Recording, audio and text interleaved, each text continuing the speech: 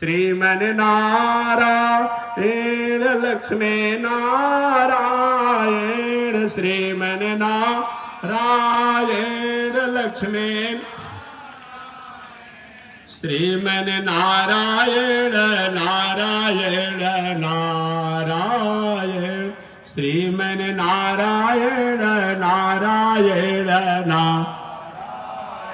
श्रीमन नारायण जगारायण जगोधारा लक्ष्मी नारायण नारायण नारायण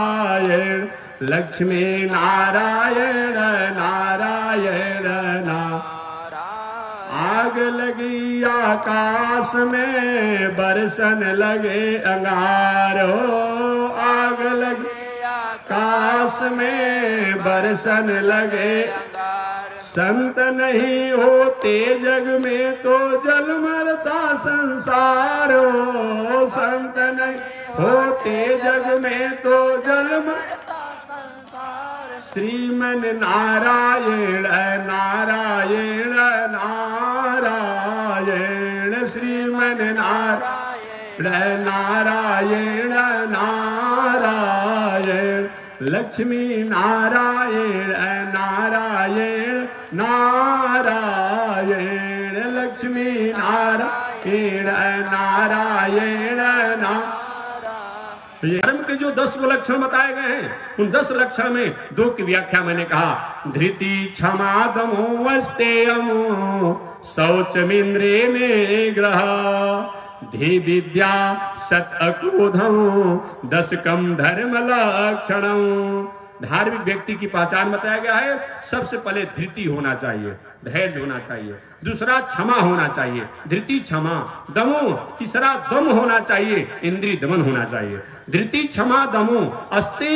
अनीति द्वारा अपने आप जीवन जीने की कोशिश नहीं करना चाहिए ये धार्मिक व्यक्ति की चौथी पहचान है धृति क्षमा दमो अस्तेयम शौच पवित्रता से जीवन जीना चाहिए भोजन पवित्र वस्त्र पवित्र जीवन पवित्र होना चाहिए ये 5वां धार्मिक व्यक्ति की पहचान है धृति क्षमा दमो अस्तेयम शौच इंद्रिय निग्रह इंद्रियों को संयमित रखना चाहिए इंद्रिय निग्रह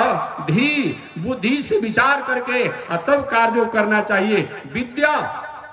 सत्य क्या है असत्य क्या है इस पर भी विचार होना चाहिए धी विद्या सत्य सत्यमय जीवन होना चाहिए लेकिन ऐसा सत्य न हो जिससे समाज का राष्ट्र का कहीं अहित हो जाए इस तरह से सत्यमय जीवन होना चाहिए और अक्रोध